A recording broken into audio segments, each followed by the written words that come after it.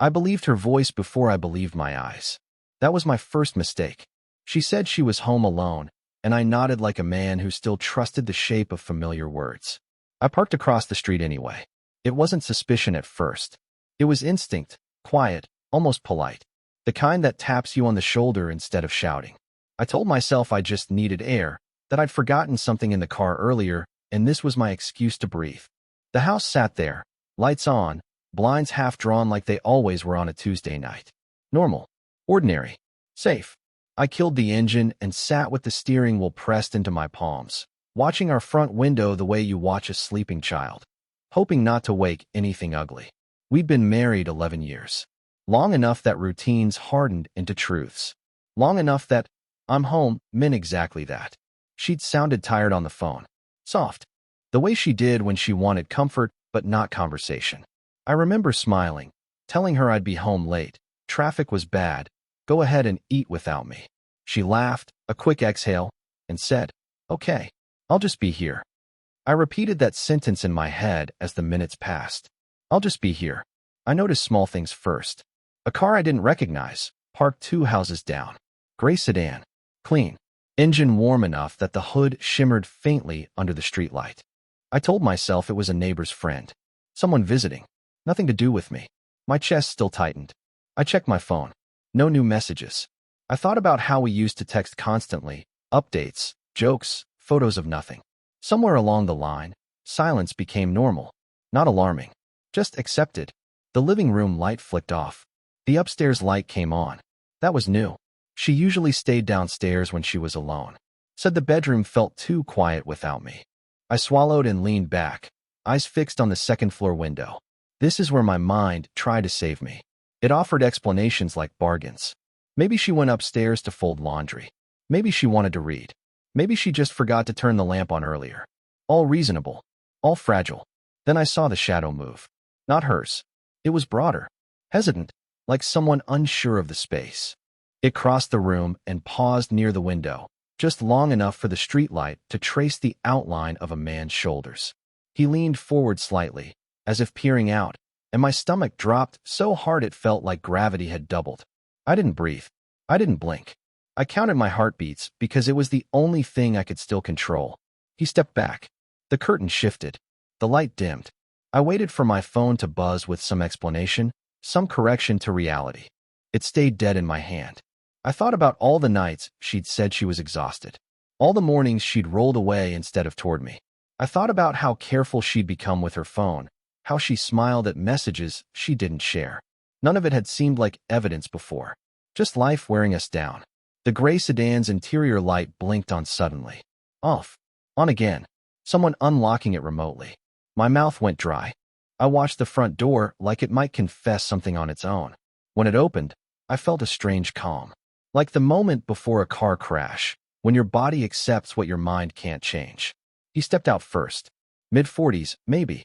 Confident in the casual way of someone who's been here before.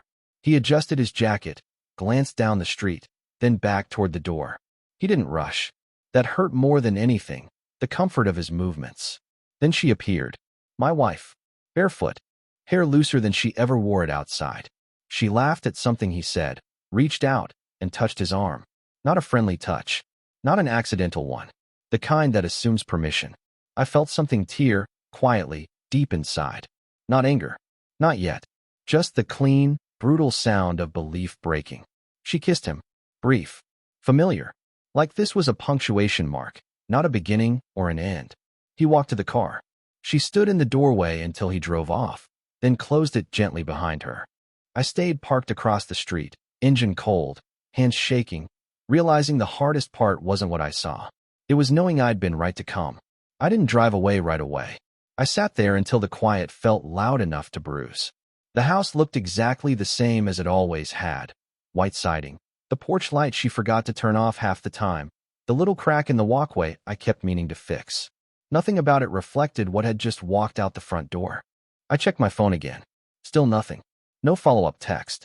No, he just left lie to soften the truth. That hurt more than I expected. It meant she didn't feel the need to cover her tracks. Or worse, she thought I was too far away to matter. I finally pulled off the curb and drove in slow, looping circles around the neighborhood. I wasn't ready to go home. Home felt contaminated, like a room where someone had whispered your name behind your back. I needed motion. Proof I was still in control of my body, if not my life. At a stop sign 3 blocks away, my hands started shaking. Not violently, just enough to make me notice. I pressed them flat against the steering wheel and waited for the feeling to pass. It didn't. It settled in instead, like it planned to stay. I replayed the scene over and over, my brain obsessively correcting angles, details. The way she laughed. The way she stood barefoot on the cold porch without flinching. She hated being cold. I used to tease her about it.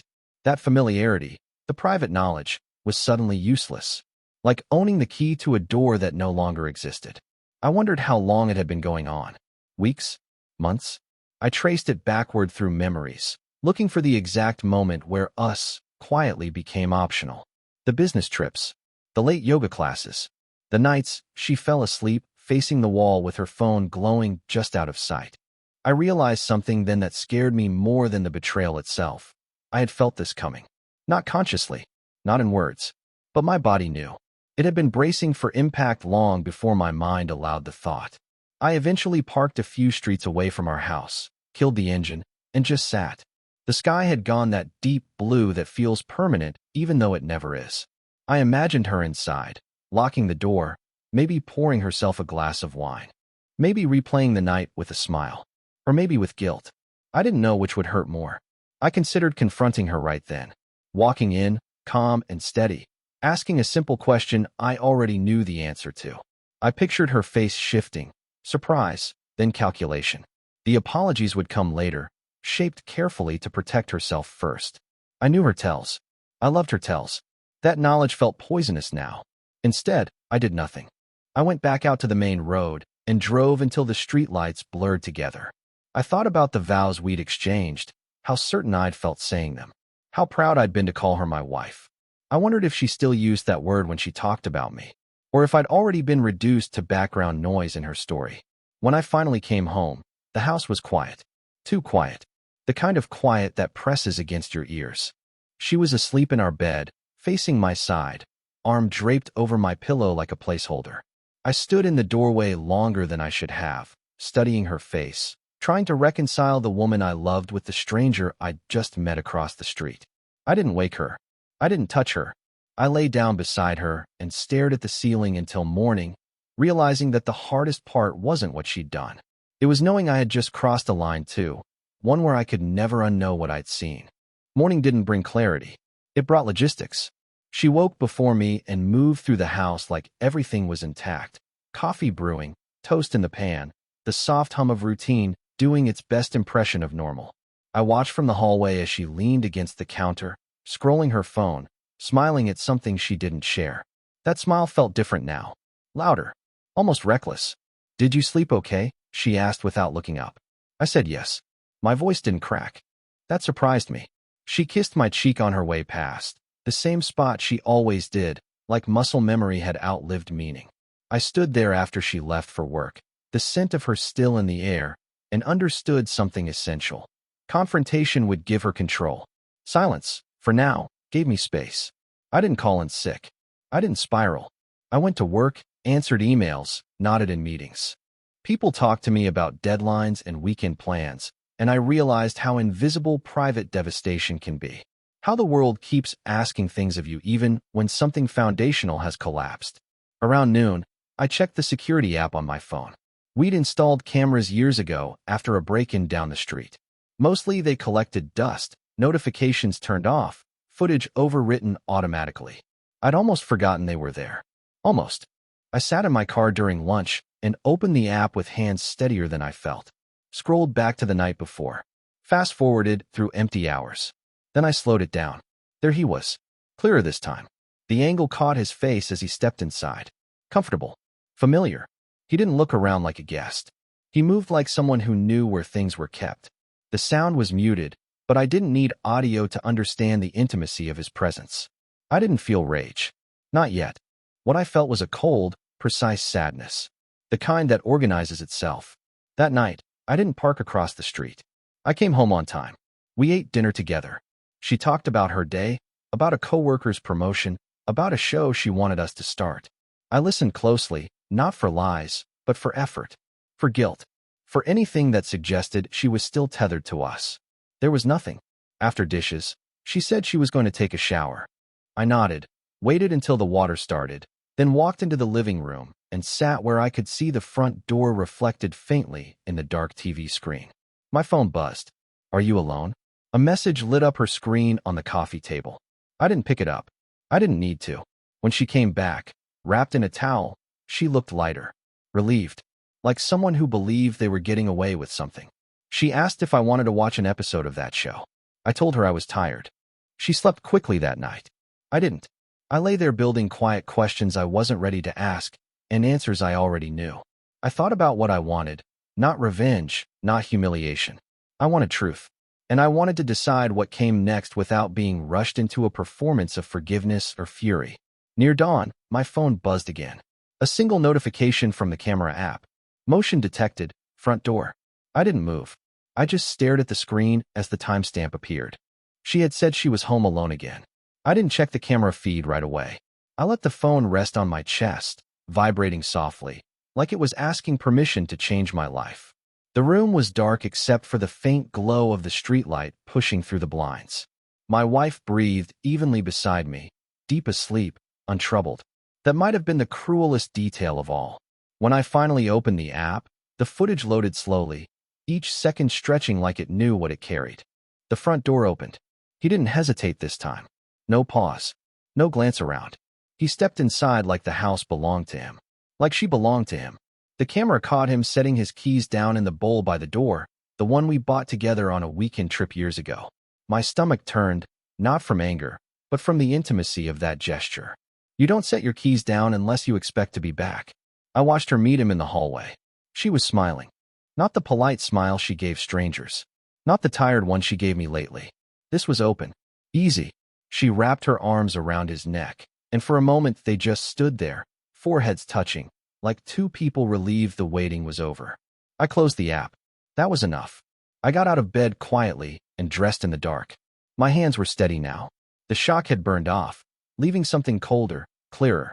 I wrote her a note at the kitchen table, not dramatic, not long. Just the truth, stripped of emotion. I know. I saw. I'm not coming back until I decide what this means for me. Don't follow me. Don't lie. We'll talk when I'm ready. I left my ring beside the note.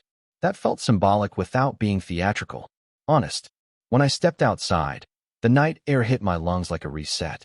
I stood on the porch for a moment, listening, to the quiet street, to the muffled sound of them inside, unaware. Then I walked to my car. I didn't look back. I drove until the sky began to lighten, parked near the river, and watched the water move the way it always does. Forward. No hesitation, no memory. I thought about the man I'd been before that night. The one who trusted easily. The one who believed love was maintained by patience alone. I wasn't angry at him. I was grateful. Because loving fully had never been my mistake.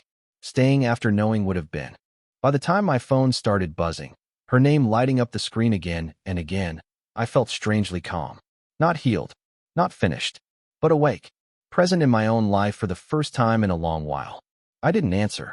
Some truths don't need immediate responses. They need space.